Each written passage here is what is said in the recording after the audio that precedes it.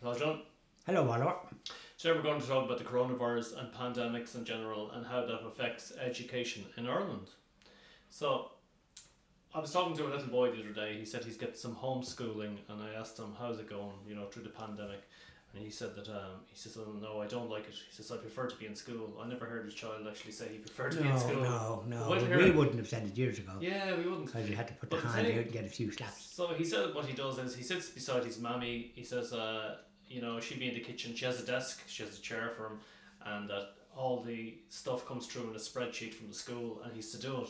And I said, so what's the problem? He says the problem is that I'd ask my mum something. He says, and she's not a teacher, and then she probably won't know, and then she'd go off, and she'd say, oh, I'll think about it. Let me think about it, okay? And then 10 minutes later, she'd come back, and then I ask her again, and she says, oh, I forgot about that. So he says, so it doesn't work, I can't learn anything, he said. Okay? So I was talking to a neighbour of mine. He's a lecturer in college, and he comes from a different perspective. He said that yes, in a pandemic situation, it is handy to work from home, but there's a fear that every teacher and every lecturer has, and that is that if he puts all his lectures online, okay, that the colleges will just take his lectures and they don't need him for the following year. Because it's the same. So the broadband would actually put the teacher out of business. Yeah, so that could happen in some. So in his case, yes, and maybe in others. So that would be a separate matter. But from the point of view of the children that now are at home, I don't think schools, they were teaching them computer skills in schools, which I suppose is a good thing, but they hadn't translated it to the business of the fact that they wouldn't be able to go to school because of this epidemic, this virus that has closed everything. So now that they might have to think along those lines, and not just think along, try and cater for the like of that these things might happen in the future again. So develop a system that they can have children at home, if they're at home, that they can still be able to have their lessons or whatever it is that they need to have, because most young people now are able to use the internet. But don't forget there's some that fall behind that don't use that, these ones that drop out. And I'm told a lot of these ones that get to university, there's a dropout rate, something terrible, because they're not psychologically fit for it. And depending on what sort of homes they come from, they're not. And this child that you were talking about, and other children probably, their parents are not geared to know what they're doing, because all these, what I was taught in school is different now. They've been taught subjects that I wasn't taught. I was taught the basic subjects which have stood me in good stead down the years. Not a load of old rubbish that is not relevant.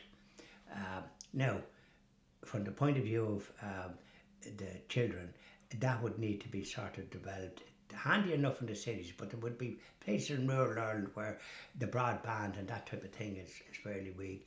So they'd want to be taking steps. The national government would want to take steps to address that, or the Department of Education. They're responsible for it, aren't they?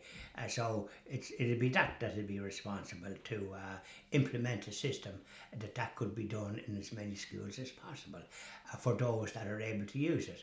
Don't forget to be ones that wouldn't, even when they're in school, are not fit to learn. Because even, I believe, some people left school illiterate, not able to read or write. Now that seems impossible. Yeah. But that's what happened then. So if that happened then, you can visualise it would happen now, even more so with this computer business and this distance learning. But they would need to develop it anyway for the majority. For those ones that fall by the wayside, they'd have to have another system. Yeah, I think, because of the pandemic was sprung upon, took everybody by surprise. Society's completely shut down. But it's a very good opportunity for the government to come along now and say, okay, now let's get a report back from every school in Ireland to see how they dealt with it.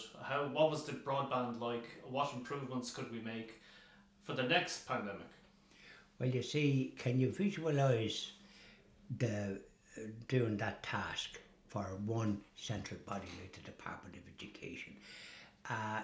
to my way of thinking, and I've mentioned this before, regional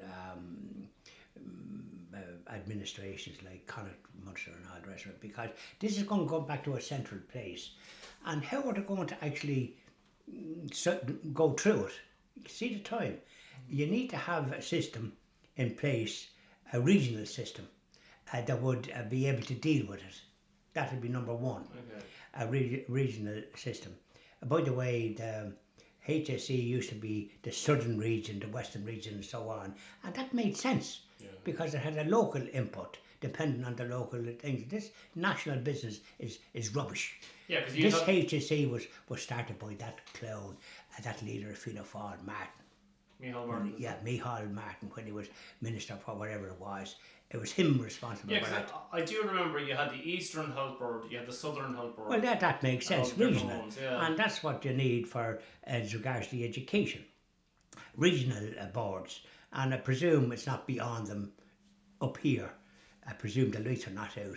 I mean, if I can think of it as a solution, that's the way to do it. Not a central body. For God's sake, nothing will ever be done that way. Regional. So as then they can deal with a region, because it's very hard to deal with for one central body to deal with something we'd say in Clifton, County Galway, or down in Scariff in County Clare, or down in Killorglin in County Kerry, or some outlying places, or the Achill Islands, or places like that. So it'll be a regional body will be responsible for that, and I hope to have such a thing. If they haven't, that just shows you how stupid they are and how out of touch. Because it would be a useful thing to have even in the ordinary course of events. But certainly in a virus epidemic, you mentioned pandemic, and did we ever think a few months ago that the word pandemic would be thrown about like snuff in the wind? Sure. You can, I call it a virus. I call it the Chinese virus. And anyways, it's everybody has it now because the amount of Chinese that was travelling. I presume now they're not travelling because all we hear about China sometimes is this business of a trade war between them and America. But they're supplying a lot of goods. They're supplying a lot of goods for the world. And so is a lot of clothes made in third world countries. This is why they're so cheap in some of these chain stores. They're like pennies in these places. Throw away clothes. Exactly. And so that might be affected because this business of travelling from these countries that are so overpopulated and underpaid and working in bad conditions, I think. There was one big factory, there was a lot of them killed there in one of those countries. I don't know which of them it was, Bangladesh or some of those, India maybe, or Pakistan, where they're doing these things. And don't forget, even in Pakistan, some of these companies have if you ring them up, some of these insurance companies, it's Pakistan you're getting onto. That's right. And so they don't know what they're talking about. And I had the misfortune, but I was with a company, Viva I think it was, and that's what it was. I wouldn't touch them with a 40-foot pole. I want a company that if I have a problem dealing with somebody that is in the jurisdiction that I'm living in, which is Ireland. That's it. Thank you very much, John. Thank you very much, Oliver.